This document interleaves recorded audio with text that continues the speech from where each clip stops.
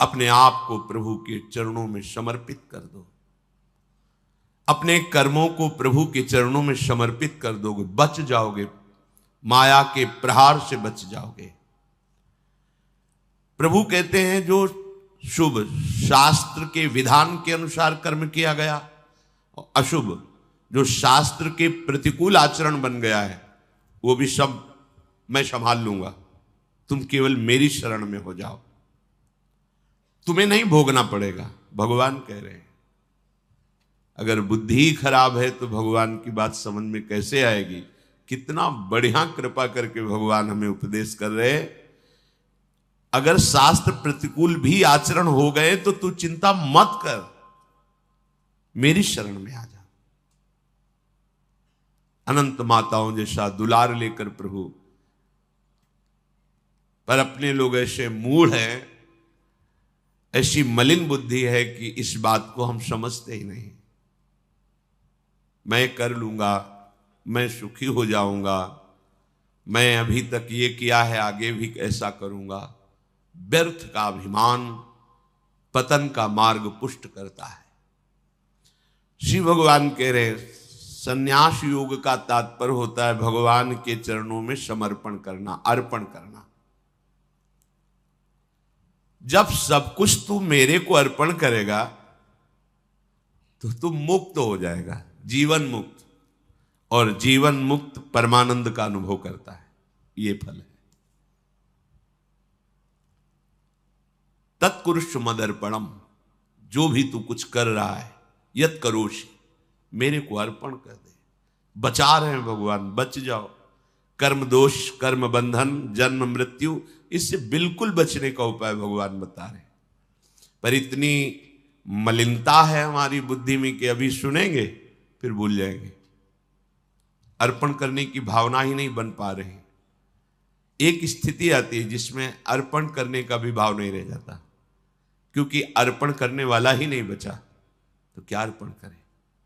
वो एक स्थिति है, इसे बुद्धिवाद से लेकर के ना चले, नहीं तो स्थिति नहीं प्राप्त होगी, केवल बातें रहेंगी। हमारी स्थिति है शरीर में, शरीर संबंधियों में, भोगों में। देख लो तो आपको अभी ये अनुभव करना चाहिए कि अभी अहंकार है, देहाभिमान है, कर्तृत्व भोक्तृत्व भाव है, तो समर्पण वृत्ति में आओ। हर कर्म प्रभु को समर्पण करो, हर क्षण प्रभु को समर्पण करो, प्रभु के आश्रित हो जाओ। श्री भगवान कह रहे हैं हमारा सबके प्रति समभाव है। समोहम सर्वभूतेषु न मे द्वेष्योस्ति न प्रियः ये भजन्तु माम भक्त्या मयि ते तेषु चाप्यहम्। बहुत अमृतमयी बात श्री भगवान कह रहे हैं। समोहम सर्वभूतेषु, मैं बराबर सब में विराजमान हूं, चाहे जड़ हो, चैतन्य हो, पापी हो, पुण्यात्मा हो, कोई भी हो। विद्या विनय संपन्ने ब्राह्मणे गविहस्तनी स्वनीचय सुपाके चा पंडिता समदर्शिना। जो भगवान का भजन करते हैं तो भगवान का प्रभाव स्वभाव उतरता है, वही उनका स्वभाव हो जाता है। जैसे भगवान समदर्शी, ऐसे भगवान का भक्त समदर्शी हो जाता है। निरपेक्षम मुनिम शांतम निर्वैरम समदर्शिना। यहां भगवान समोहम सर्वभूतेषु, स्थावर जंगम, पवित्र अपवित्र, देवता मनुष्य, कोई भी, सब में भगवान समान रूप से विराजमान है। न मे द्वेष्योस्ति न प्रियः, मेरा कोई द्वेष का पात्र नहीं है और न मेरा कोई प्रिय है। ये भगवान का सिद्धांत है। आगे की जो बात कह रहे हैं वो बहुत मीठी बात कह रहे हैं। मेरा स्वभाव है समदर्शी, ना कोई मुझे प्रिय है ना कोई अप्रिय है, ना मेरा कोई द्वेष का पात्र है ना कोई प्रिय पात्र है। पर ये भजन तो माम भक्त्या, जो मुझे भाव से बजते हैं मैं पक्षपात ले लेता हूं उनका। ये खास बात है। बस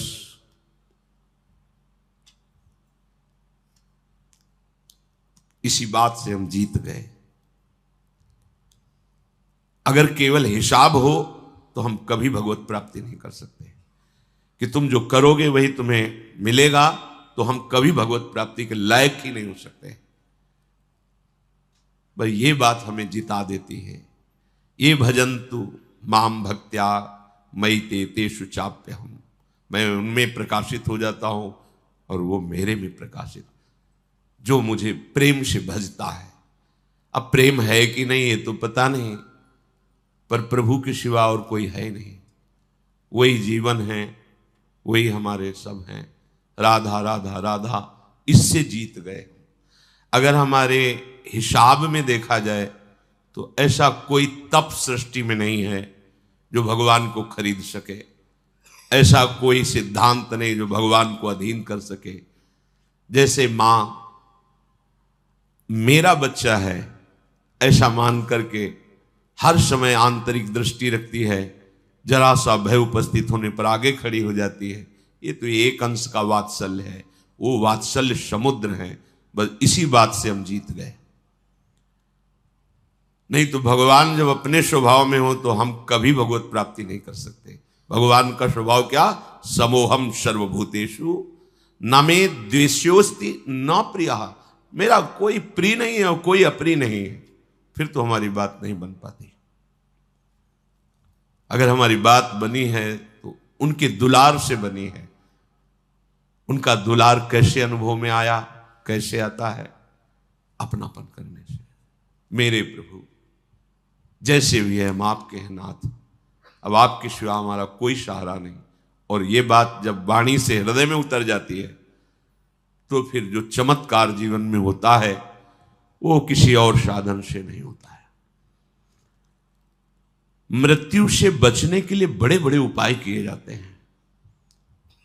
जब हार हो जाती है उपायों की, तब ये बात ध्यान आती है कि है कोई ऐसा जो मुझे बचा सकता है। नहीं, जीव का ऐसा स्वभाव बन गया है कि वो पहले भगवान की शरण होता ही नहीं है। वो जब तक हार नहीं जाता तब तक भगवान की शरण नहीं होता है। ये पक्की बात है, ये स्वभाव है उसका। आखिरी दम तक वो तिनके का भी सहारा लेने की कोशिश करेगा। जब तिनके का भी सहारा नहीं रह जाता तब वो हारे को हरिनाम, तब वो सहारा लेता है। अगर पहले ही ले ले तो हारना ना पड़े, उसे विपत्तियों का सामना ना करना पड़े। एक बार देवताओं ने देखा कि युद्ध में जितने असुर मारे जाते हैं, दैत्य, उन सबको भगवान शुक्राचार्य जी के पास संजीवनी विद्या है। विद्या का प्रयोग किया, तत्काल जीवित हस्त पुष्ट। भगवान बृहस्पति जी के पास ये विद्या नहीं। जितने देवता मारे जाते वो अंग भंग वैसी स्थिति में रहते हैं, मृत तो मृत। भगवान बृहस्पति जी के पास ये विद्या थी नहीं, भगवान शुक्राचार्य जी के पास। देवताओं ने बृहस्पति जी को अपना गुरु माना और दैत्यों ने शुक्राचार्य जी को गुरु माना। अपने गुरुदेव की कहीं भी लघुता मन में भी नहीं आनी चाहिए।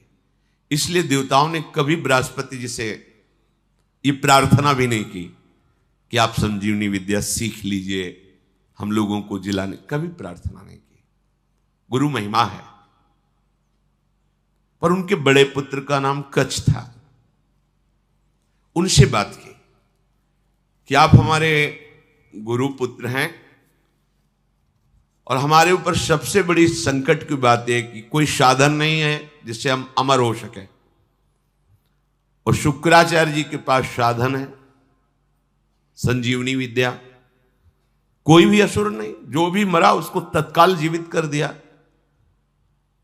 अगर आप जाएं भगवान शुक्राचार्य जी के पास और शिष्यत्व स्वीकार करें और उनको प्रसन्न कर लें तो आप अधिकारी हैं, आपको वो संजीवनी विद्या दे सकते हैं एक जीवन को जिलाने के लिए।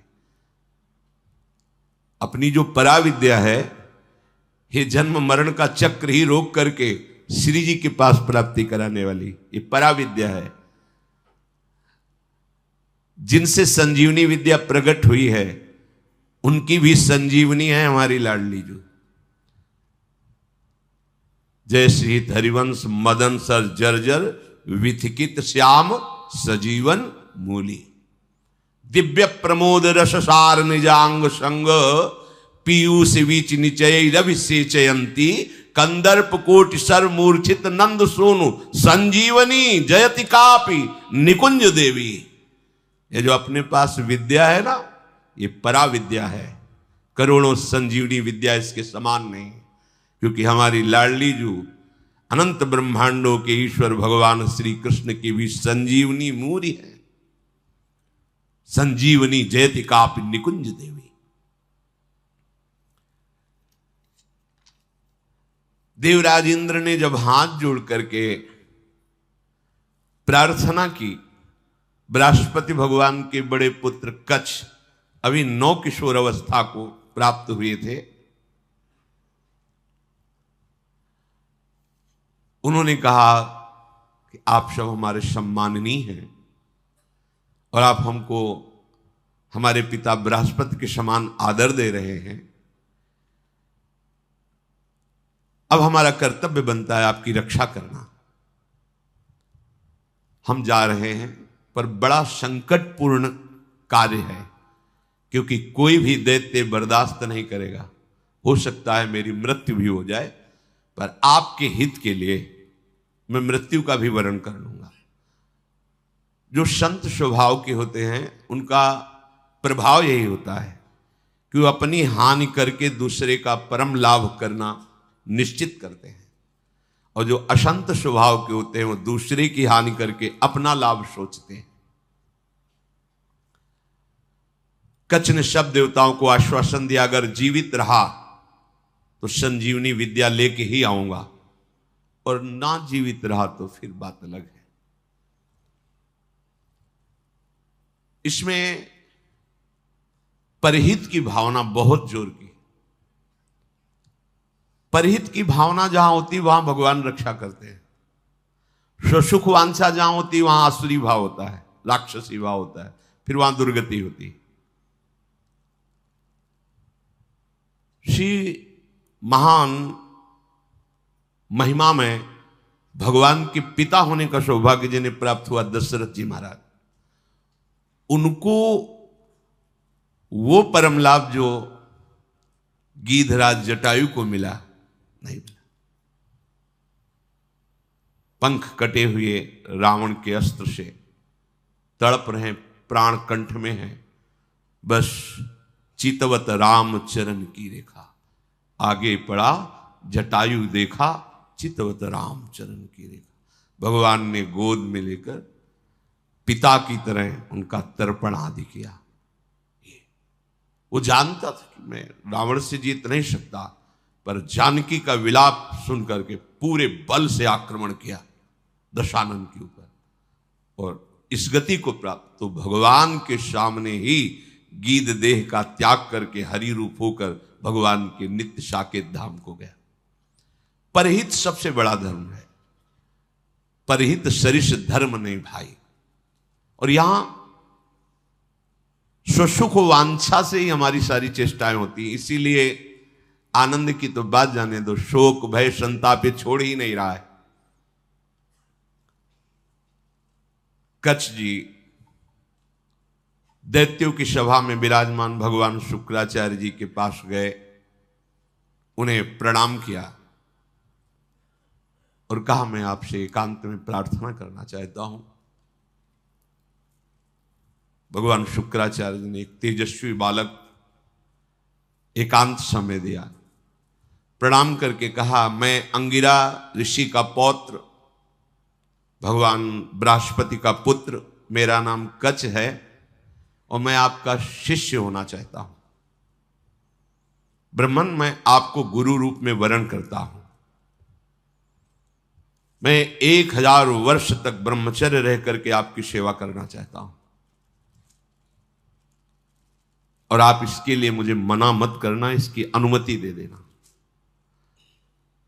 शुक्राचार्य जी ने कहा कच्छ सुस्वागतम तेस्तु प्रतिगृहणामि ते वचः अर्चयिष्येह मर्च्यम त्वामर्चितोस्तु बृहस्पति। मुझे बहुत प्रसन्नता हुई कच्छ, तुम्हारे संकल्प का हम स्वागत करते हैं। शिष्य कौन है, किनका है, किस पक्ष का, ये नहीं देखा जाता। यदि वो शिष्यत्व स्वीकार कर रहा है और उसमें वो लक्षण हैं तो बिना किसी संकोच के, बिना कोई विचार के उसको स्वीकार कर लिया जाता है। ये धर्म की मर्यादा है, उसमें फिर नहीं देखा जाता आप कौन, कहां के, कैसे, नहीं। आप में आर्त भाव है, शरणागत होना चाहते हैं, वो स्वीकृत है। मैं तुम्हें स्वीकार करता हूं। तुम्हारा ये जो संकल्प है आदर का पात्र है। तुम्हारा सम्मान करना भगवान बृहस्पति का सम्मान करना है। तब कच्छ ने कहा कि आपने बड़ी हम पर कृपा कर दी। महाकांतिमान कच्छ बड़े ही सुंदर थे। उनके सामने जल लेकर संकल्प किया, 1000 वर्ष तक मैं अखंड ब्रह्मचर्य रहूंगा। शुक्राचार्य जी ने कहा मेरे ही भवन में तुम्हें अब रहना होगा और तुम प्रकाशित मत होइए कि मैं बृहस्पति पुत्र हूं, क्योंकि दैत्यों में देवताओं के प्रति द्वेष भाव है, वो अमंगल कर देंगे। और मेरी ये पुत्री देवयानी तुम्हारी ही अवस्था की है, नवकिशोर अवस्था ही, यौवन के पदार्पण की भूमिका को कहते हैं। तारुण्य प्रथमो प्रवेश समय, इसे किशोर अवस्था कहते हैं। तरुण अवस्था की प्रवेश की, अभी जवान नहीं कह सकते, वो प्रवेश स्थिति, ये बड़ी देव स्थिति होती है।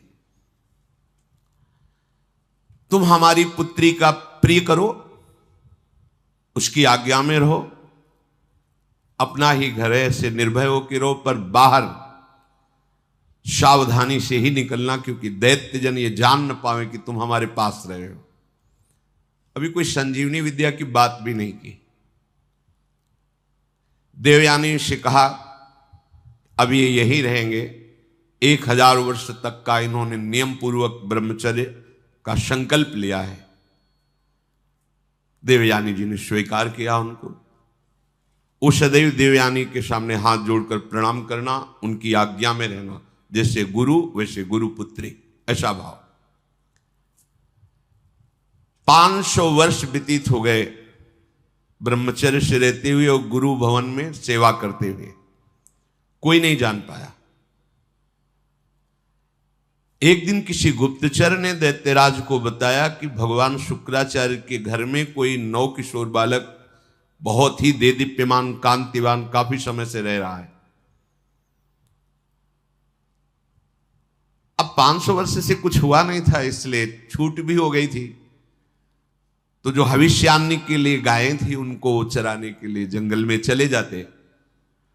गुप्तचरों ने दैत्यों को बताया कि इस समय वो नवयुवक वन में गाय चराने गया हुआ है और एकांत प्रदेश है, और हमने पता लगाया वो युवक कोई और नहीं बृहस्पति जी का पुत्र कच्छ है। गुप्तचर भी बड़ी विद्या से युक्त होते हैं पूरा, और मुझे लग रहा है कि ये सब एक देवताओं का प्लान है जो संजीवनी विद्या सीखने के लिए भेजा है। अब आपका क्या आदेश है?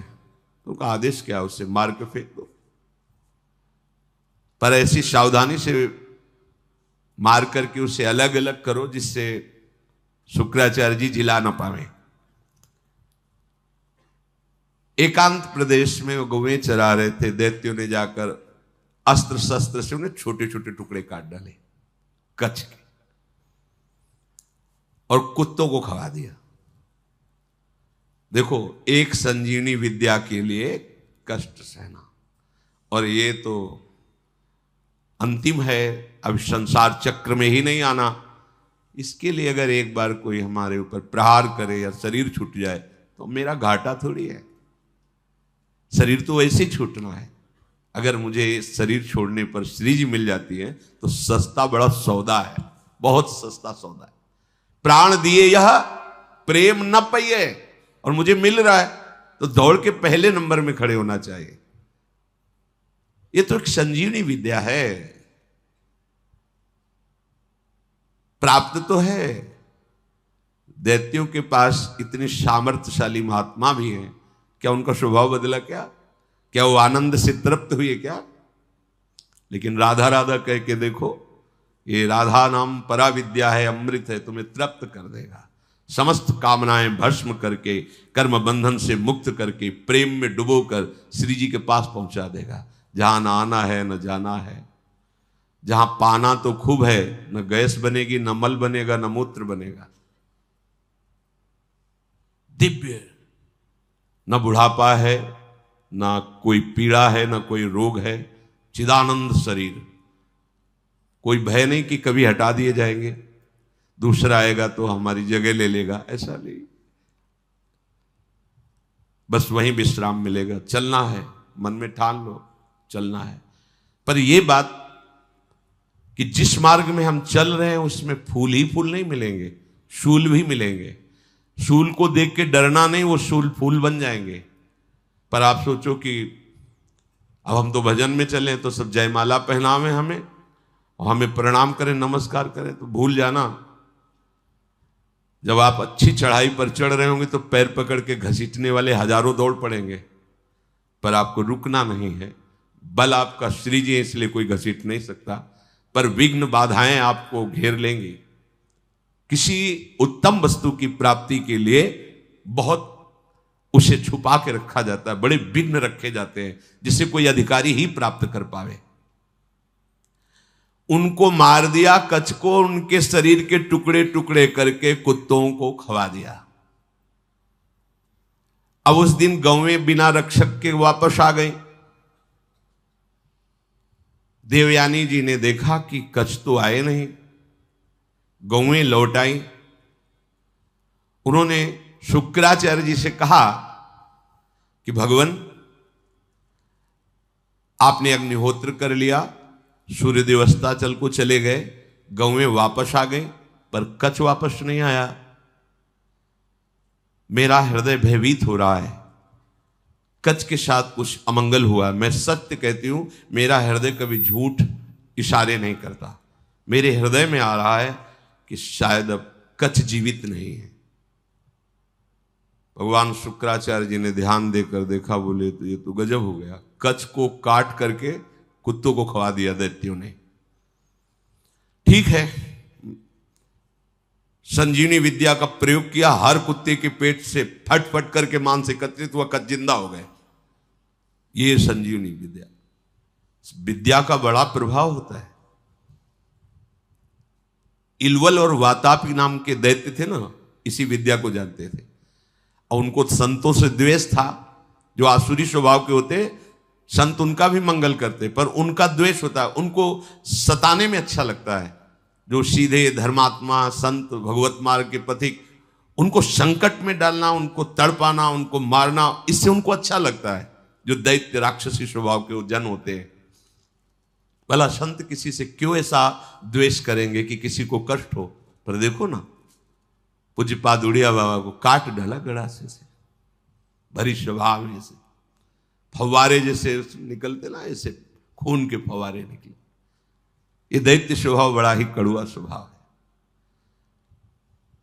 इलवल क्या करता कि साधारण वेश में जाता और जंगल में जितने भी ऋषि मुनि आश्रमों में सबको निमंत्रण देता, हमारे आज अहो भाग्य, आप हमारी कुटिया में पधारिए, और एक साधारण धर्मात्मा का वेश रखता। अब संत वायु पीने वाले, जल पीने वाले, पत्ता खाने वाले, कंदमूल फल खाने वाले, चलो भगवान की इच्छा से कोई निमंत्रण करने आया है, पा लेते हैं। वो अपने भाई वातापी को मार करके वो ऐसे मिलाता कि कोई जान न पाता भोजन में, जरा जरा सब। सैकड़ों ऋषियों की पंगति लगाई, सब प्रसाद पा के खड़े हुए, ताओ विद्या का प्रयोग करता, संजीवनी विद्या। वातापी फड़ाक फड़ाक सबके पेट भट जाते और वो एकत्रित हो गए। हाँ भैया, बोले हो गए, 100 मरे, 500 मरे, उनको सुख मिलता है।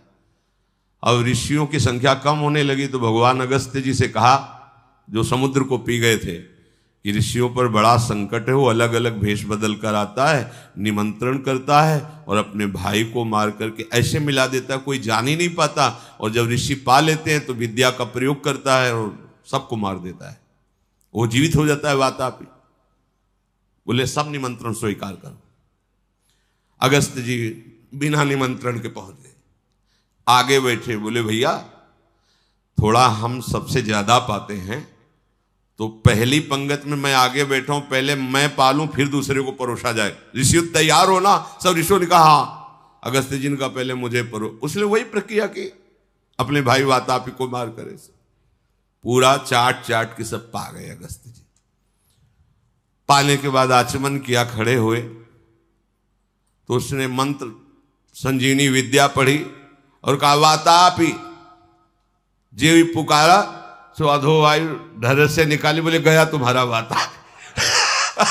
अगस्त जी थे जो समुद्र को पी गए, समुद्र, अगाध समुद्र को पी गए। अधो वायु लिख बोले गया तुम्हारा वातापी।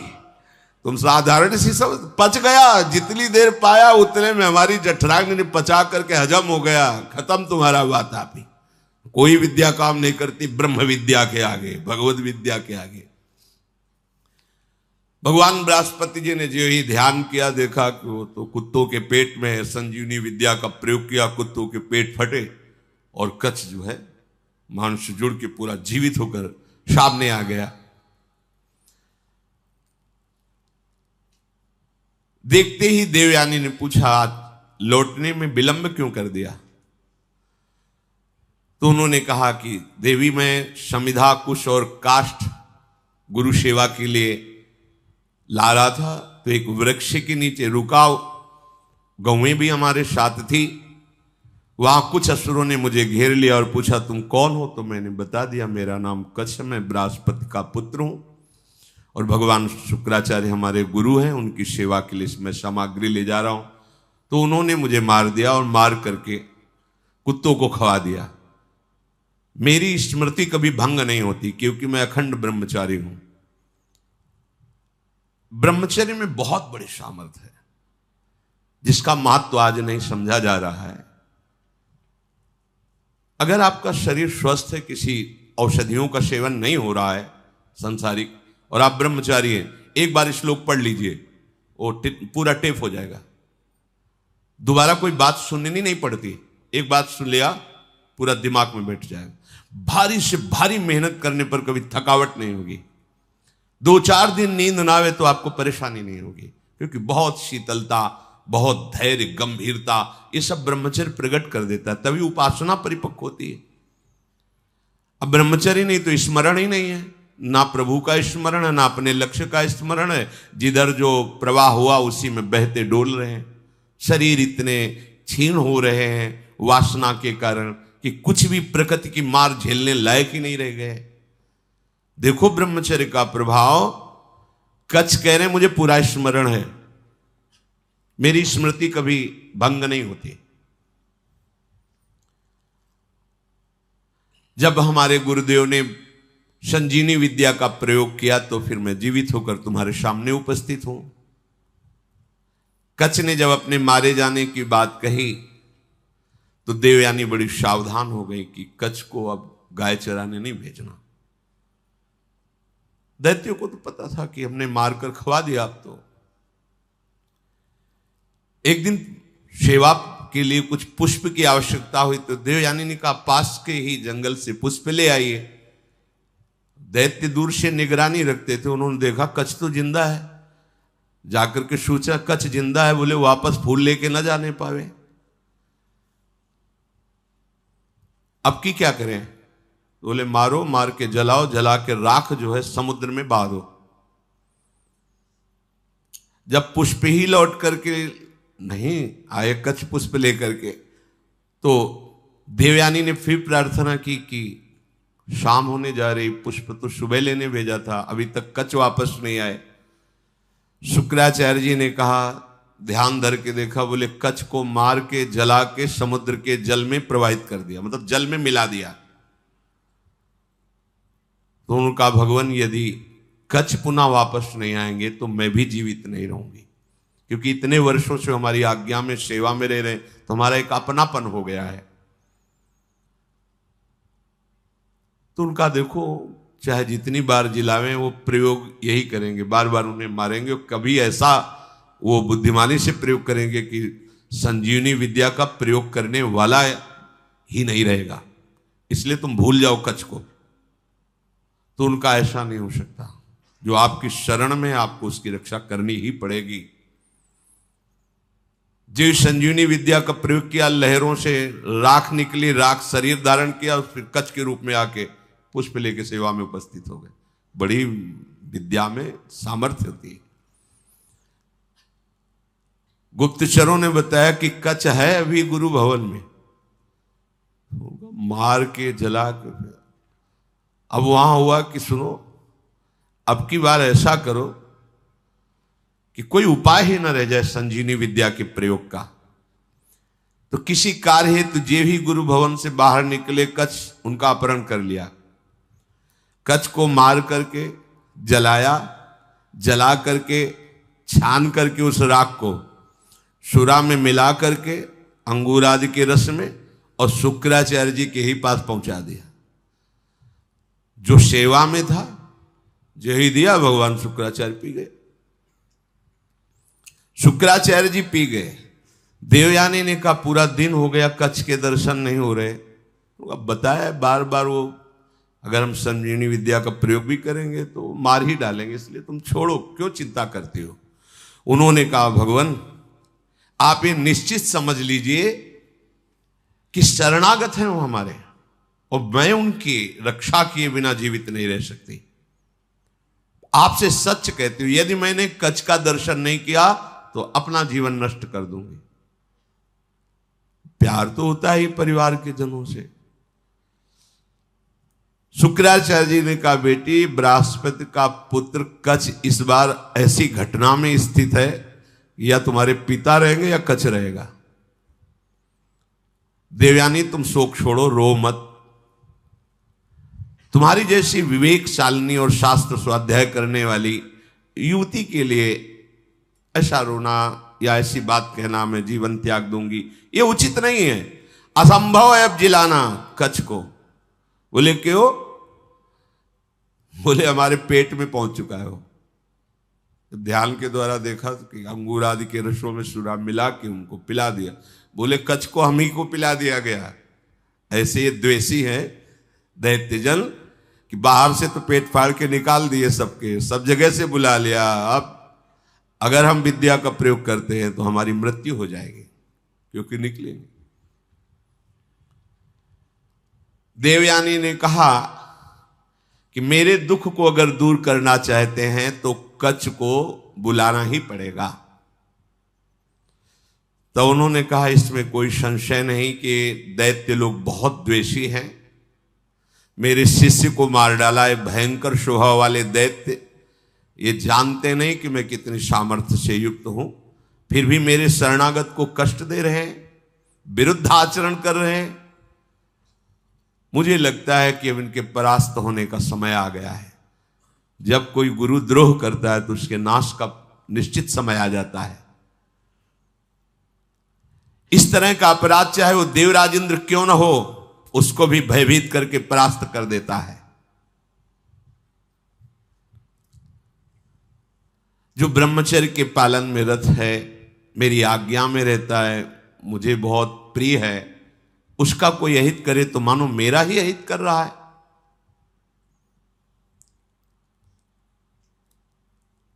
गुरु ने मन में विचार किया कि अब कैसे उसको जिलाएं। तो कच्छ तुम मेरी बात सुन रहे हो, संजीवनी विद्या का ध्यान करते हुए कहा। तो अंदर से कच्छ बोले हाँ गुरुदेव सुन रहा हूं, बहुत भयभीत भी हूं, क्योंकि मैं आपकी हाथों के बीच में फंस गया हूं। विद्या के प्रभाव से अंदर से आवाज आ। गुरुदेव आप प्रसन्न हो, मैं आपको प्रणाम करता हूं। जैसे पुत्र का पिता पर और पिता का पुत्र पर स्नेह होता है, उसी प्रकार हमारा आपके प्रति और आपका हमारे प्रति स्नेह है। शुक्राचार्य जी ने कहा उस समय मैं नहीं जान पाया जिस समय तुम हमारे मुख द्वार से उदर में गए। तो उनका गुरुदेव आपके प्रसाद से और ब्रह्मचर्य से मेरी स्मरण शक्ति मरने पर भी नहीं छूटती, मुझे पूरी याद है। यदि आपने संजीवनी विद्या का प्रभाव किया और मैंने आपके पेट को फाड़ा तो सबसे बड़ा कलंकी मैं कहलाऊंगा कि गुरुदेव की हत्या करने वाला है। गुरुदेव, यद्यपि मैं कष्ट में हूं पर मैं आपके पेट को, आप ऐसा संजीवनी विद्या का प्रयोग मत कीजिए जिससे आपकी मृत्यु हो जाए। मैं हर क्लेश सह सकता हूं लेकिन गुरु के विरुद्ध नहीं चल सकता।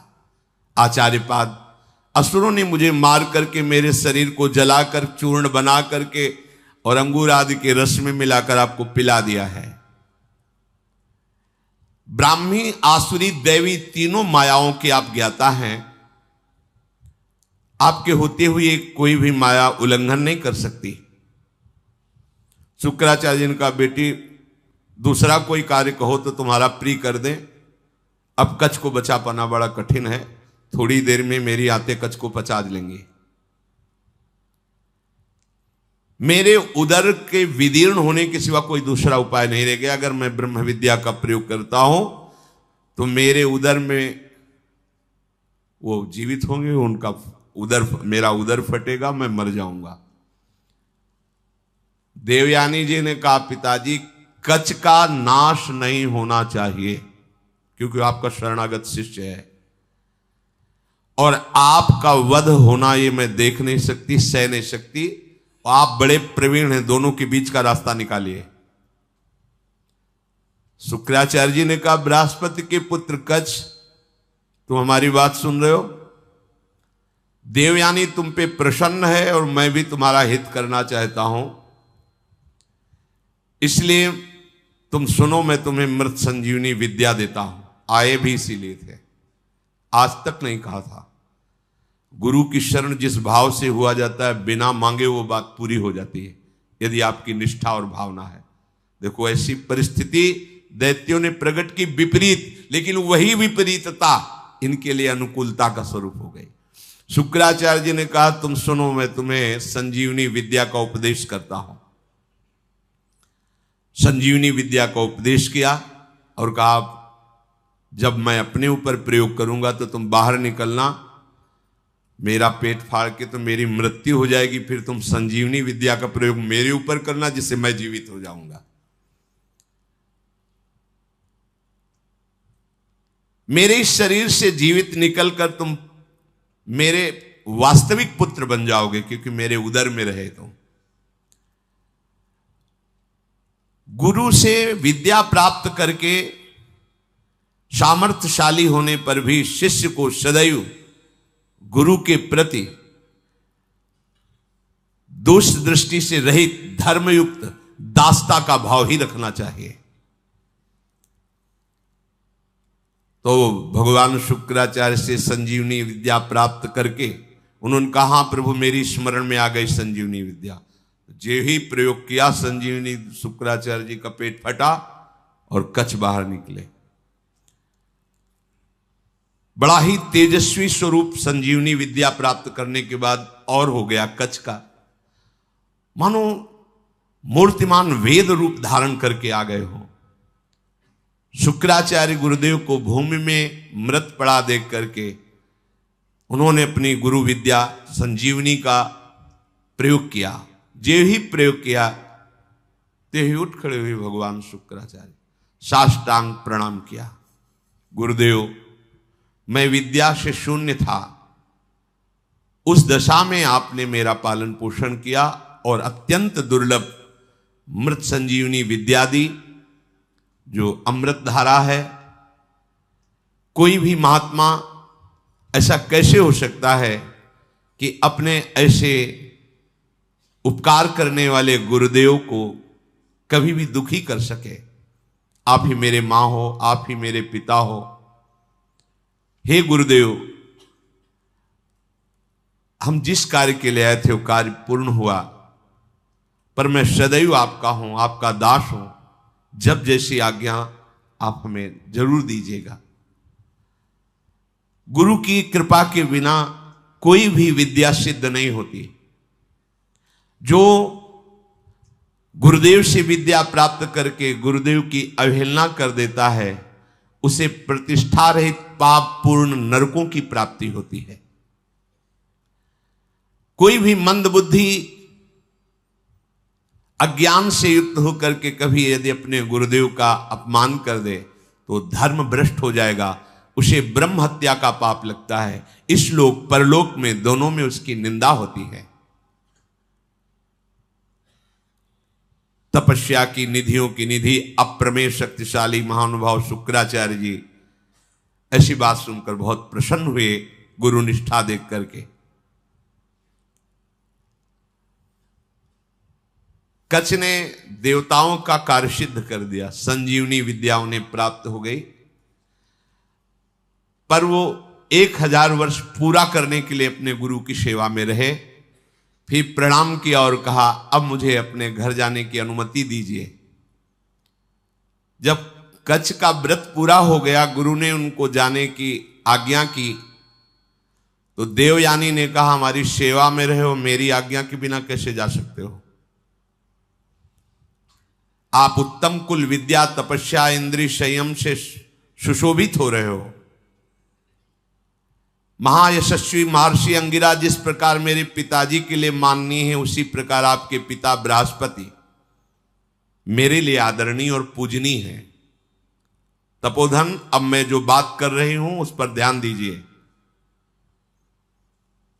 आपका ब्रह्मचर्य व्रत 1000 वर्ष का था, समाप्त हुआ,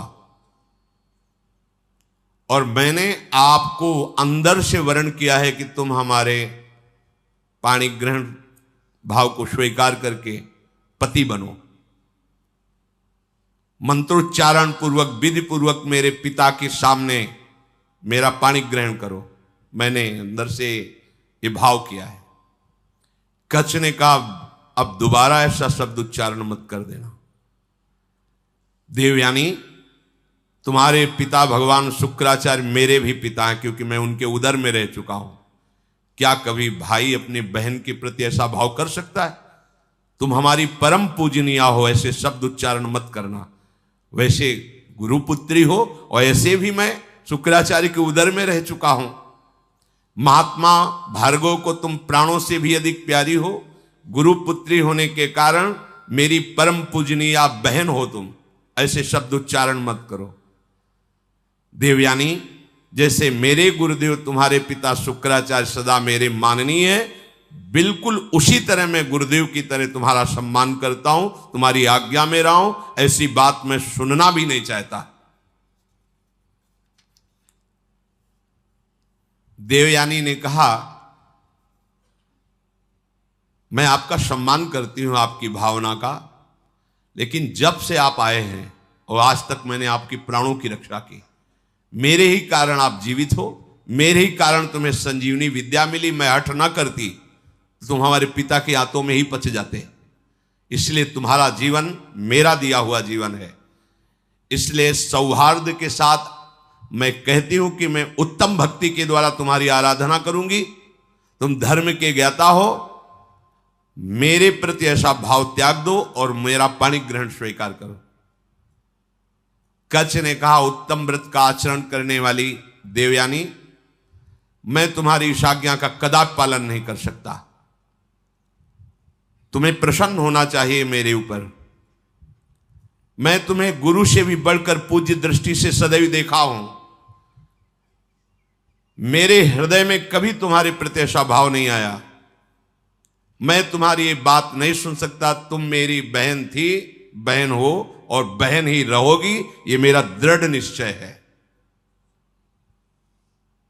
अब मैं तुम्हारा आशीर्वाद चाहता हूं, मुझे आशीर्वाद दो और मैं अपने देवलोक को जाता हूं। तुम्हारा मंगल हो। ऐसा कहकर के प्रणाम किया कच्छ ने। यद्यपि धर्म से युक्त कच्छ की वाणी थी, देवयानी को गुस्सा आ गया। उनका, हमारी बात को ठुकरा रहे हो तो मैं शाप देती हूं। जिस कार्य के लिए तुमने कठोर तपस्या की, यहां आए, संजीवनी विद्या सीखी, तुम्हारी संजीवनी विद्या निष्फल हो जाए। यह है मिलते मिलते भी बात बिगड़ जाती, लेकिन हरि शरणम में बात नहीं बिगड़ती। ध्यान रखना, निमिषहु ना अकृपा जब चितये तब ऐसे।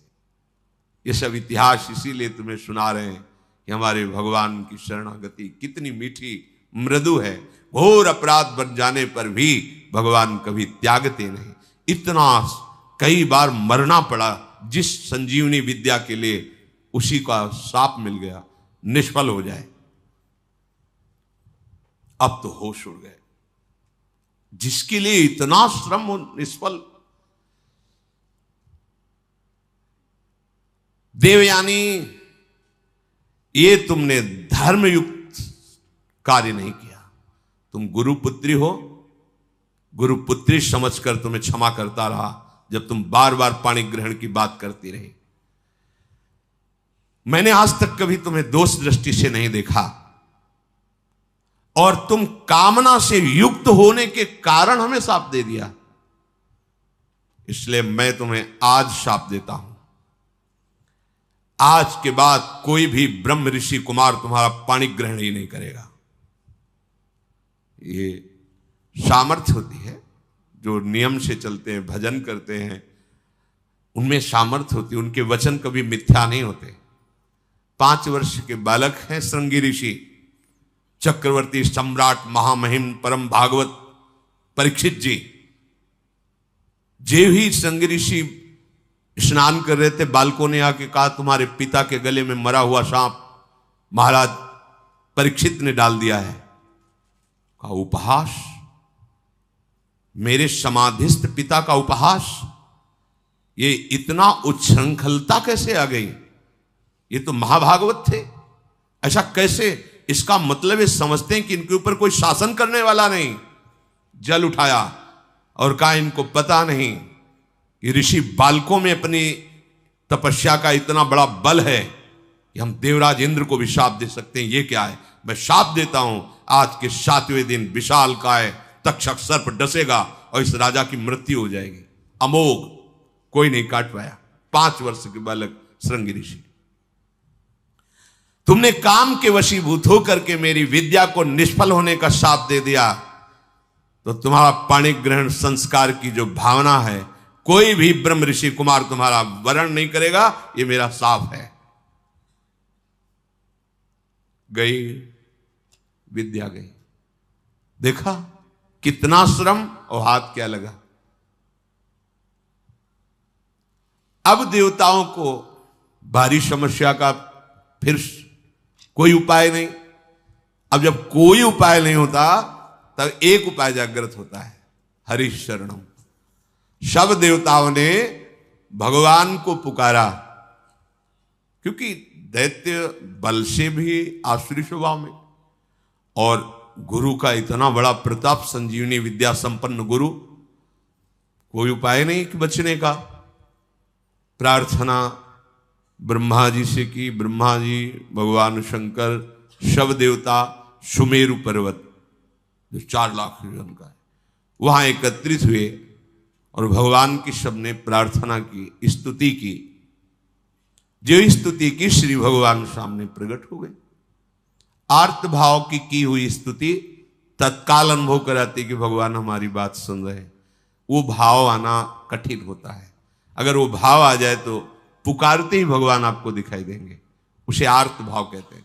जैसे गजेंद्र ने आर्त भाव में पुकारा, द्रौपदी जी ने आर्त भाव, एक क्षण भी नहीं लगा भगवान उपस्थित हो। ऐसे समस्त देवता, भगवान ब्रह्मा शंकर आदि ने जब आर्त भाव से भगवान को पुकारा कि एकमात्र भगवान श्री हरि ही अब हमारी रक्षा कर सकते हैं, वही उपाय कर सकते हैं। जे भी भगवान श्री हरि सुमेरु पर्वत पर प्रकट हुए, समस्त देवता, ब्रह्मा जी, भगवान शंकर ने देखा कि जैसे करोड़ों सूर्य एक साथ उदय हो गए हो, ऐसी आभा प्रकट हुई। किसी भी देवता की नेत्रों में सामर्थ्य नहीं थी उस आभा की तरफ देख सके। इसलिए इस श्लोक आता है सुधा, तेजो रूप निकुंज एव कलयन नेत्रादि पिंड स्थितम। निकुंज ऐसा तेजोमय है कि किसी की सामर्थ्य नहीं देख सके। जब लाडली जी की सखियों की कृपा होती, जो आचार्य रूप से आई, वो जब दिव्य नेत्र देते तब निकुंज को करोड़ों सूर्य एक साथ जैसे प्रकट हो गए, ऐसी कांति प्रकट हुई। सबकी आंखें चौंधे आ गईं, सब बेशुद्ध हो रहे हैं। भगवान ब्रह्मा शंकर आदि सावधान होकर के सुंदर झांकी की। उस तेज के बीच में मरकतमणि पन्ने के समान स्वच्छ श्यामल शरीर, जैसे कमल के भीतरी भाग के समान सुकुमार नेत्र, लाल लाल डोरियां, चमकता हुआ करोड़ों बिजलियों की कांति वाला पीतांबर, सर्वांग सुंदर श्याम शरीर, रोम रोम से सुंदरता फूट पड़ रही है। धनुष के समान टेढ़ी भौहें, बड़ा सुंदर मुख, महामणिमय किरीट, भुजाओं में बाजूबंद, कानों में झलकते हुए कुंडलों की चमक, कपोल सुंदर खिले हुए, करधनी में लड़ियां, हाथों में कंगन, गले में चरणों तक माला। भगवान श्री हरि प्रकट हुए। जो ही भगवान प्रकट हुए तो भगवान के दिव्य पार्षद आसपास सब सेवा में उपस्थित, सुदर्शन चक्र आदि मूर्तिमान पार्षद रूप होकर सेवा में रहते हैं। जब आदेश होता है तो वस्त्र रूप धारण करके फिर लीला करते हैं, जैसा आदेश भगवान का होता है। समस्त देवताओं ने साष्टांग पृथ्वी पर लौट करके भगवान श्री हरि को प्रणाम किया और सबने भगवान की स्तुति की। अजात जन्म स्थिति संयमाया गुणाय, निर्वाण सुखार्णवाय, अणुरणिम्ने परिगण्य धाम्ने, महानुभावाय नमो नमस्ते। संपूर्ण सृष्टि का प्रादुर्भाव, स्थिति और प्रलय ये आपसे ही होती है, पर आप इससे संबंध नहीं रखते। होती आपसे ही है पर आप इससे संबंध नहीं रखते। जैसे चुंबक के आकर्षण से लोहा जो जड़ है वो चलायमान होता है, पर चुंबक की कोई इच्छा नहीं होती, उसका स्वाभाविक ऐसा आकर्षण है कि उसमें हलचल पैदा हो जाती है। ऐसे ही श्री भगवान की सामर्थ्य से सृष्टि का सृजन पालन लय होता रहता। भगवान निर्लेप है, निर्विकार है, प्राकृत गुणों से रहित एवं मोक्ष स्वरूप परमानंद के महान समुद्र, सूक्ष्म से भी सूक्ष्म और महान से भी महान, हे परमेश्वरशाली प्रभु श्री हरि, हम आपको बार बार नमस्कार करते हैं। समस्त देवताओं ने भगवान की स्तुति की और कहा, प्रभु आप ही हमारे रक्षक हैं। जब कोई विशेष संकट पड़ता है तब आप हमारी रक्षा करते हैं। ब्रह्मादि देवताओं ने स्तुति करके मौन होकर हाथ जोड़कर खड़े हो गए। यह स्वभाव है क्या, जब हार जाता है तब याद आती भगवान की। ये सबका स्वभाव, पहले ही भगवान की याद कर लो। पर वो जब किसी ऐसी विपत्ति में फंसता है कि कोई सहयोगी नहीं होता, तब भगवान की याद आती है। सब हाथ जोड़कर खड़े हो गए। समस्त लोकों के एकमात्र स्वामी भगवान श्री हरि ने कहा, ब्रह्मा, शंकर और समस्त देवताओं, सावधान होकर सुनो, ये मेरी सलाह है, इससे तुम सबका मंगल होगा। इस समय तुम्हें यह समझना चाहिए कि गुरु की कृपा है दैत्यों के ऊपर। तुम युद्ध में परास्त नहीं कर सकते। गुरु मेहरबान तो चेला पहलवान। भगवान कह रहे हैं तुम परास्त नहीं कर सकते। असुरों पर काल का एक छत्र कृपा प्रसाद है, क्योंकि वो गुरु सेवा में है, शुक्राचार्य जी को अनुकूल किए हुए हैं। उनकी इस समय कोई भी अभ्युदय या अवनति नहीं कर सकता। हमारा विचार है कि इस समय तुम्हें अस्त्र शस्त्र रहित होकर उनकी सभा में जाना चाहिए, नमस्कार करना चाहिए, उनसे मित्रता करनी चाहिए और फिर एक बड़ा कार्य का अनुष्ठान करो। जब तुम्हारा कार्य सिद्ध हो जाए फिर तुम भले उनसे लड़ाई करना। तुम्हारा कार्य होगा समुद्र मंथन, जिससे अमृत निकलेगा, उस अमृत को तुम पी लोगे तो संजीवनी विद्या की जरूरत ही नहीं, कोई देवता मरेगा ही नहीं। पर अमृत अकेले नहीं निकलेगा, मंथन में प्रयत्न करेंगे वो भी, पर वो अहंकार और द्वेष से युक्त होने के कारण उस अमृत के अधिकारी नहीं है। वो अमृत तुम्ही को मिलेगा। वो अमृत का प्रभाव है, जरा सा भी मुख में चला जाए तो कभी वो मरेगा नहीं। लेकिन ये अमृत पीकर देवता भी परम शांत या परमानंद में निमग्न नहीं है, वो भी अंदर से भयभीत रहते हैं, उनके अंदर भी कामनाएं हैं। इसलिए ये अमृत काम का नहीं है अपने। कौन सा अमृत? अपने लिए काम का। राधा नाम सुधा रसम, सुधा माने होता है अमृत, अमृत रस राधा राधा राधा, जहां पूर्ण निर्भयता, किसी से द्वेष ही नहीं। हरिवंश नाम लीन जे अजात शत्रु ते सदा।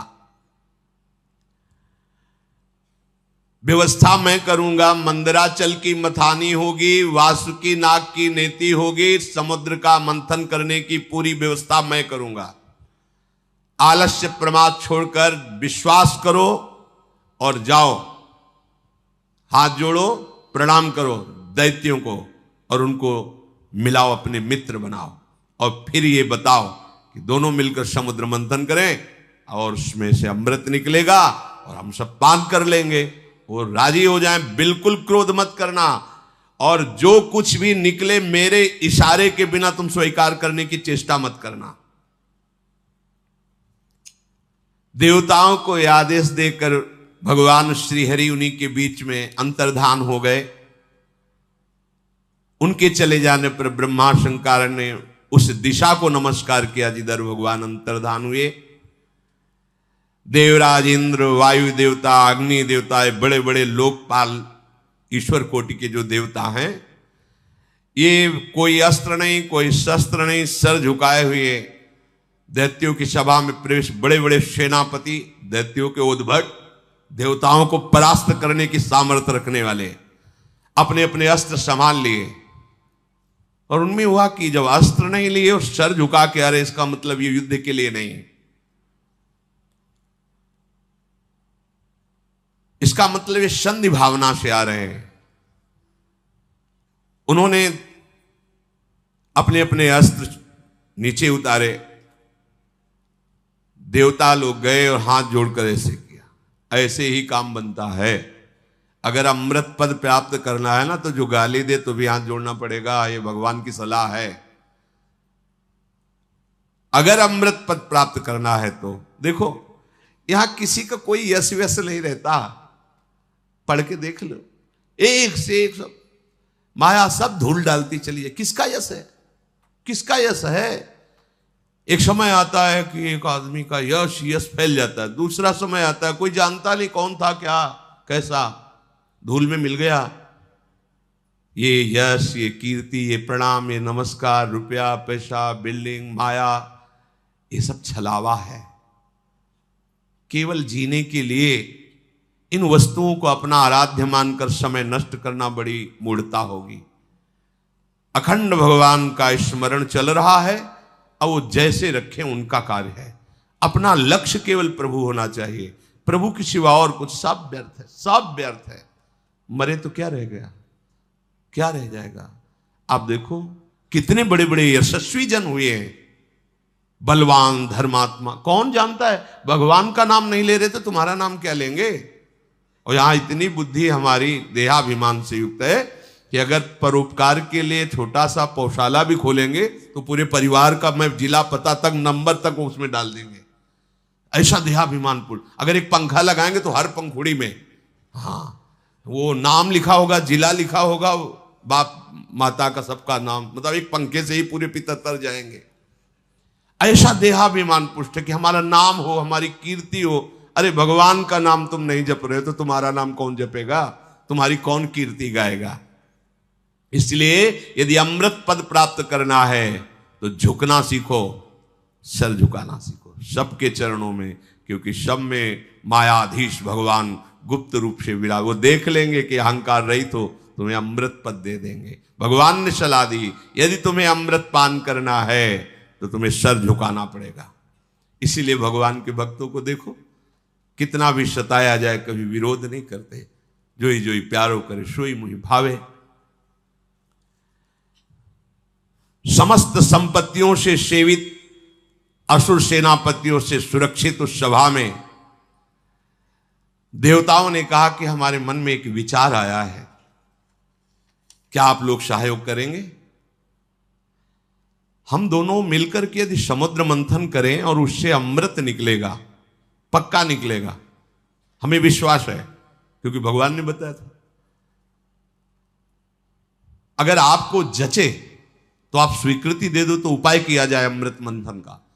तो वहां शंबर, अरिष्ट नेमी, त्रिपुर निवासी बड़े बड़े बलवान दैत्य बैठे थे। उन्होंने कहा अमृत मिल जाएगा तब तो सब बढ़िया बात बन गई। अब इसमें समझौता की क्या बात है, हम सब एक ही है, चलो समुद्र मंथन प्रारंभ करते हैं। सबने मंथन के लिए स्वीकृति दे दी, समुद्र मंथन के लिए। भगवान ने बताया था कि मंदराचल की मथानी होगी, 11,000 योजन ऊपर, 11,000 नीचे। एक योजन का मतलब 4 कोस, 11,000 का मतलब 11 का मतलब 44,000 कोस, 44,000 कोस ऊंचे। और नीचे मूल जड़ भी 11,000 उखाड़ के लाना है समुद्र के समीप, और इसकी मथानी बनानी है। मंथन किसका हो रहा है? समुद्र का। अब बड़े बड़े बलवान देवता दैत्य मंदराचल को ललकारते हुए, गरजते हुए उखाड़ तो लिया, पर फिर संभाल नहीं पाए तो सैकड़ों देवता और दैत्य चटनी बन गए, इतना बड़ा पहाड़। अब देवताओं ने भगवान का स्मरण किया कि प्रभु शुरुआत से अमंगल शुरू हो गया, और डर गए सब कि अब ये तो घटना इतनी घट गई, इसी में हजारों देवता दैत्य पिस गए तो कैसे काम चलेगा। भगवान जिनकी पंखों से सामवेद उच्चारण होता है, उन गरुण जी के ऊपर विराजमान मंद मंद मुस्कुराते हुए आए, जो देवता दानव चकनाचूर हो चुके थे। किसी के कंधे टूट गए थे, किसी का हाथ टूट गया, किसी के कमर टूट गई, कोई मर गया। भगवान गरुड़ पर बैठे हुए ही अमृतमयी दृष्टि से देखा, सब स्वस्थ, सब जीवित। कर तुम अकर तुम अन्यथा कर तुम। ऑपरेशन नहीं करना पड़ा हड्डियों का, औषधि नहीं लगानी पड़ी। समझो, भगवान बिना औषधि के भी, सारी औषधियों में सामर्थ्य उन्हीं के है। अगर कोई औषधि काम कर रही है तो भगवान की ही सामर्थ्य है। वो आपको, आपके मन को, आपके हृदय को परम शीतल कर देंगे। इसलिए सब औषधियों की औषधि हरिनाम है, विश्वास करो। अमृतमयी दृष्टि से सबको स्वस्थ और जीवित कर दिया। इसके बाद गरुड़ जी को आदेश किया, गरुड़ जी थोड़ा नीचे उतरे, ऐसे ही जैसे कोई कमल का फूल पकड़े, ऐसे भगवान ने मंदराचल को उठाया, गरुड़ जी के एक पंखे पे रख लिया और कहा चलो समुद्र के किनारे सब, और समुद्र के तट पर जाकर मंदराचल को विराजमान किया। भगवान के आज्ञानुसार वासुकी नाग को बुलाया गया और कहा तुम्हें हम वचन देते हैं कि अमृत में तुम्हारा हिस्सा होगा, पर आपको नेति का काम करना पड़ेगा। वासुकी नागों के राजा है, हजारों फड़धारी, विशाल काय। वो भी आनंदित हुए और समुद्र मंथन में मंदराचल की नेति, वो रस्सी बनने का काम किया। अब उत्साह सहित मंदराचल को समुद्र में पधराया गया। ऊपर से वासुकी नाग की नेति बनी। समुद्र मंथन आरंभ किया गया। भगवान ने देवताओं को इशारा किया हमारे साथ आओ। वासुकी नाग के मुख को की तरफ असुर लोग हट गए, बोले हमको तुम इतना नीच समझते हो कि सांप की पूंछ पकड़ेंगे, नहीं होगा समुद्र मंथन। भगवान यही चाहते थे। भगवान ने कहा नहीं, आप अगर आपको ऐसा लगता है चलो सब पूछ पे चलो, क्योंकि जब मंथन होगा तो भारी विषाग्नि निकलेगी वासुकी नाग के मुख से। असुर स्वभाव के जो होते हैं ना, उनको यही, अगर उनका मंगल भी चाहो ना तो उनको अमंगल ही अच्छा लगता है। उन्होंने कहा कोई हम ऐसे वैसे नहीं है कि हम सांप की पूंछ पकड़े, तुम आगे रहो हम पीछे नहीं। समुद्र में भगवान ने कहा आइए आइए आइए पकड़िए, और देवता उसका काम बन गया, चलो पूंछ की तरफ चलो। अब देवताओं ने पूंछ की तरफ और असुर मुख की तरफ, लक्ष्य है अमृत प्राप्ति, समुद्र मंथन प्रारंभ किया। लेकिन जेव ही घुमाया तो मंदराचल धसने लगा। फिर भगवान से कदम कदम पर भगवान की जरूरत है भगवत प्राप्ति के लिए। चाहे जितने बड़े तपस्वी, साधना, ज्ञानी, बैरागी कोई भी हो, बिना भगवान के, चाहे उन्हें गुरुदेव भगवान बोलो चाहे भगवान बोलो, बातें उनके बिना कृपा प्रसाद के, ये तो अमृत है सृष्टि का, वो तो ज्ञानामृत है, प्रेमामृत है, उसकी प्राप्ति कैसे हो सकती है? सब कुछ ठीक, मंथन प्रारंभ, मंदराचल धसने लगा। अगाध समुद्र, भगवान का चिंतन किया, भगवान की प्रार्थना की कि प्रभु कृपा करके अब तो सहयोग करो, नहीं तो सब किया कराया। सबके मुंह में उदासी छा गई। भगवान ने तुरंत एक विशालकाय कच्छप का रूप धारण किया। सत्य संकल्प भगवान की इच्छा करते ही 1,00,000 योजन की पीठ है जिनकी, 4,00,000 कोस तक कच्छपावतार भगवान का, 1,00,000 योजन की फैली, 1,00,000 योजन प्रस्तारिणा द्वीप युवा परो महान, मानो कोई बहुत बड़ा द्वीप प्रगट, 4,00,000 कोस, 1,00,000 योजन, 4,00,000 कोस भगवान की पीठ थी, कच्छप भगवान। सबके देखते देखते मंदराचल के नीचे चले गए। मंदराचल से मानो जैसे पीठ में कोई खुजली करे, ऐसे ऐसे कच्छप भगवान को खुजली सी लगी और आराम करने लगे। मंदराचल की अब तह मिल गए, कच्छप भगवान की पीठ पर मंदराचल। अब तो मंदराचल को घुमाना प्रारंभ किया गया।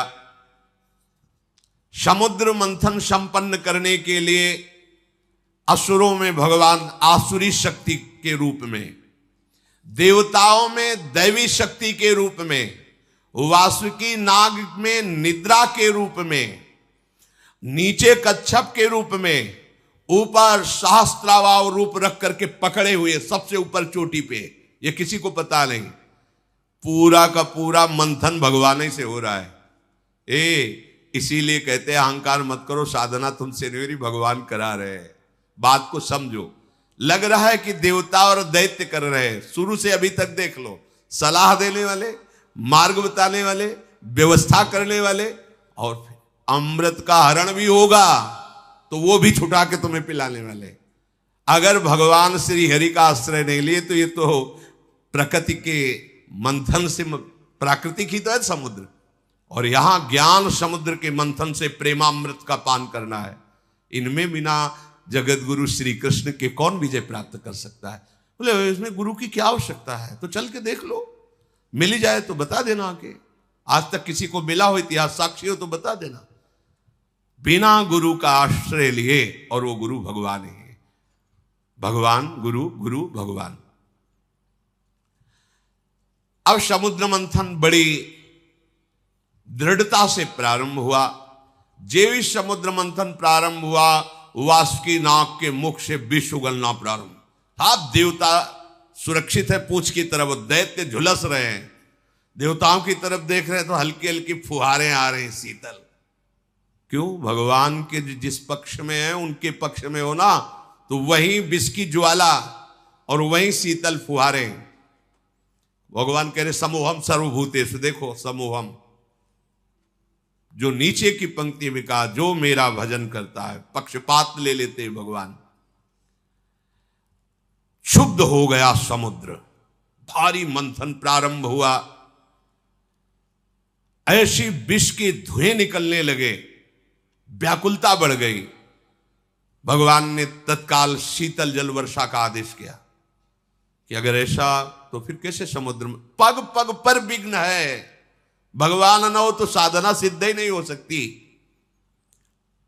भगवान की प्रेरणा से दिव्य बादल आकर के वर्षा करने लगे, शीतल सुगंधित वायु चलने लगी, सबकी जान में जान आया। अजित भगवान स्वयं मेघ के समान श्यामला शरीर, पीतांबर धारण किए, कानों में मकराकृत कुंडल बिजली की तरह चमक रहे हैं। विश्व विजयी भगवान देवताओं की तरफ खड़े होकर स्वयं मंथन कराने लगे। अब बड़े वेग से मंदराचल घुमाया जाने लगा। समुद्र में खलबली मच गई। समुद्र ने भी हाथ जोड़कर कहा कि महाराज मेरे तो प्राण ही चले जाएंगे। बोले तुम भी धैर्य रखो, सहो, तुमको भी अमृत का छींटा मिल जाएगा। अमृत के लोभ से देखो, और ये अमृत देवता पीकर भी किस सुख को प्राप्त कर रहे, देख लो। ये नामामृत लीला अमृत इसके सामने कुछ नहीं। ब्रह्मा जी रोज प्रणाम करते हैं भगवान के भक्त को। ये भगवान की भक्ति के समान जो प्रेमामृत है कहीं नहीं, कहीं नहीं। जो अमृत पिए हुए देवता उनसे भी श्रेष्ठ मानव देह कहा गया है। देव दुर्लभ ही होनी कही गई। क्यों? क्योंकि इसमें तुम नामामृत का पान कर सकते हो, ज्ञानामृत का पान कर सकते हो, प्रेमामृत का पान कर सकते हो। अब तो जे ही मंथन शुरू हुआ तो हलाहल विष निकला। मंथन काय के लिए हो रहा है? अमृत के लिए। पर अमृत के पहले क्या निकला मंथन में? विष। इस विष को केवल शिव पचा सकते हैं, शिव, दूसरा नहीं। क्या विष है? कहते जब पहले भजन नहीं करते थे बड़ी शांति लगती, जब से भजन शुरू किया गंदी गंदी बातें आ रही, काम आ रहा, क्रोध आ रहा है। अब मंथन शुरू तो विष आएगा नहीं। शिव, तुम्हारा संबंध नहीं है अंतःकरण धर्म से, ये ज्ञान ही शिव है। बंदे बोधमयम नित्यम, बोध माने ज्ञान। जो ज्ञान स्वरूप है वही इस विष को पचा सकता है, नहीं पचाना मुश्किल है। हार जाओगे, भाग जाना पड़ेगा, आप टूट जाओगे। नहीं, ज्ञान के द्वारा, विवेक के द्वारा। अगर इस विष को न पचाया होता तो संतों ने अमृत पान न किया होता। हलाहल नामक इतना वो जहरीला कि उसके जो फूहे उड़ रहे थे आसपास का सब वन भस्म हो गया। अब देवता दैत्य शव के प्राण व्याकुल हो गए केवल उसकी भाप से जो जहर निकला। भगवान ने कहा कि चलो सब कैलाशपति का स्मरण करो। देवाधिदेव महादेव भगवान शंकर ही बचा सकते हैं। भगवान सदाशिव को पुकारा, अंबा के साथ भगवान प्रकट हुए। ऋषि मुनि देवता दैत्य सब प्रणाम करके प्रार्थना कर रहे। तीनों लोकों का अभ्युदय और मोक्ष जिन ऋषियों ने संकल्प करके कि सबका मंगल हो, वो सब ऋषि भी आ गए और स्तुति करने लगे भगवान शंकर की। देव देव महादेव भूतात्मन भूत भावन त्राहिनः शरणापन्नास त्रैलोक्य दहनाद विषाद। हे देवताओं के भी आराध्य देव, देवाधिदेव महादेव, अब आप ही समस्त प्राणियों की रक्षा कर सकते हो। हम सब आपकी शरण में आए हैं। ये त्रिलोकी को भस्म कर देगा विष।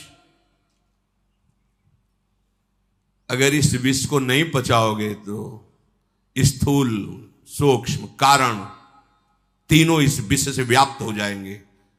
जिस काम के लिए ये मंथन शुरू हुआ था साधना का, वो काम पूरा नहीं हो पाएगा। इस विष को पचाना ही होगा, शिव रूप होकर, जीव रूप होकर नहीं। देहाभिमानी जीव, अंतःकरण धर्म का दृष्टा शिव। अंतःकरण पर काम आदि का वेग आ रहा है, ना कि मेरे में। अगर ये ज्ञान नहीं रखोगे, हमारा मन ऐसा, हमारा मन ऐसा, ढो मन की सारी बातें, उसी में फंसे रहो। मन थोड़ी तुम हो, अंतःकरण में स्फुरित हो रहा, तुम उसको देख रहे हो। उसकी गंदी बातें मत स्वीकार करो, मत उसको सपोर्ट करो, जीत जाओगे। इस त्रिलोकी को भस्म करने वाले उग्र विष से आप हमारी रक्षा कीजिए। भगवान शंकर से जब स्तुति की समस्त लोकपालों ने, प्रजा का संकट देखकर अकारण करुणा करने वाले भगवान शंकर ने अपनी प्रिया अंबा सती जी से कहा, देवी देखो तो बड़ा संकट उपस्थित हुआ इनके ऊपर। यद्यपि लालसा थी अमृत की और निकला पहले विष। और सिद्धांत भी है, यत तज्ञे विषम्युत तो परिणामे अमृतोपमम। ये विष जैसा लगता है, 2 बजे उठना और फिर दिनचर्या करना, ब्रह्मचर्य से रहना, भजन की भावना में डूबना, किसी से कोई भी व्यवहार नहीं, मनोरंजन नहीं, ये सब विष जैसा लगता है। इसका परिणाम अमृत होगा। अब मेरा कर्तव्य बनता है कि मैं इन्हें निर्भय कर दूं। सबकी रक्षा करना सामर्थ्यशालियों की सामर्थ्य का प्रयोग है। सज्जन पुरुष अपने क्षणभंगुर प्राणों की भी बलि देकर दूसरे की रक्षा करते हैं। देखो, कोई भी कार्य करने के पहले अपने अर्धांग से अनुमति लेना ही चाहिए। यहां प्रमाण दे रहे हैं जगत गुरु भगवान शिव, सती जी से कह रहे हैं कि अब हमारे इनकी रक्षा करने आप आदेश कीजिए, आप सहमति दीजिए। उनके ऊपर कृपा करना ही है। और इस कृपा से मुझे पता है कि मुझे श्री हरि का प्रेम प्राप्त होगा, क्योंकि श्री हरि के ही द्वारा प्रेरित ये कार्य हो रहा है। चराचर जगत में जब श्री हरि प्रसन्न हो जाते हैं तो फिर उसको और कुछ प्रसन्न करना बाकी नहीं रहता किसी के लिए। मैं इस विष का भक्षण करूंगा। विश्व के दाता, जीवन दाता भगवान शंकर जब सती जी से ऐसा कहा तो सती देवी ने उस प्रस्ताव को पास किया। हाँ ठीक है भगवान, आप जगत अम्बा है ना, जगत मंगल के लिए, वो अपने प्रभु का वो सामर्थ्य भी जानती है। भगवान ने उस विष को आकर्षण किया खप्पर में, पूरा विष, और भगवान शिव उस हथेली के पात्र में रखकर विष को पान कर गए। बड़ा प्रभावशाली था, इसलिए हृदय में नहीं जाने दिया, बाहर नहीं रहने दिया, ये गले में रोक लिया। हलाहल विष उसने प्रभाव दिखाया, पूरा कंठ श्याम वर्ण का हो गया। इसलिए भगवान शिव का एक नाम नीलकंठ भी है। जिस समय भगवान शिव वो विष पी रहे थे तो उससे एक छोटा सा एक विष की बूंद गिरी। उसी से जितनी जहरीली औषधियां, जहर और सर्प बिच्छू आदि जो जहरीले जंतु, उसी जहर से हुआ। अगर पूरा जहर होता तो क्या होता? सब भस्म हो जाता त्रिभुवन। भगवान शिव ने उसे गले में रोक लिया। फिर मंथन प्रारंभ हुआ। आगे की चर्चा है। ये समुद्र मंथन है। बिना हृदय मंथन किए भगवत प्राप्ति के अमृत पद को कोई प्राप्त नहीं करता। एक संजीवनी विद्या के लिए उन्होंने जीवन को दांव में लगा दिया। एक अमृत प्राप्ति के लिए जो लोकवत है, देखो कैसा, और आप भगवदामृत पान करने के लिए कितने मजबूत होने चाहिए। इससे किसी ने कुछ कह दिया, आप रो रहे हो, कोई थोड़ा विघ्न आ गया, भजन छूट गया, उदास बैठे हो, भगवान तुम्हारी क्या यही भगवत्ता है, एक सुख सुविधा दी थी वो छीन लिया, अब कोई हमारा नहीं रहा वो छीन, ये सब बहुत नीचे स्तर के। तुम बहादुर हो, ऐसे सूरवीर हो कि त्रिभुवन में तुम्हारे कोई कदम को लड़खड़ा न सके, रोक न सके भगवत प्राप्ति, क्योंकि सहयोगी हमारे प्रभु हैं। देखो ना, समुद्र मंथन में अगर प्रभु ना हो तो प्रारंभ ही नहीं होता। ऐसे ही तुम्हारे भगवत प्राप्ति को अगर प्रभु स्वीकार न किए होते तो प्रारंभ ही नहीं होता।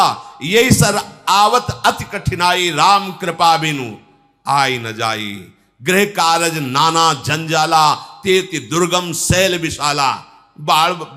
पहाड़ जैसे हैं ये घर परिवार के मोह ममता, इसको जो लांघ कर तुम आए हो ना, तो हरि ने तुम्हें घसीटा है।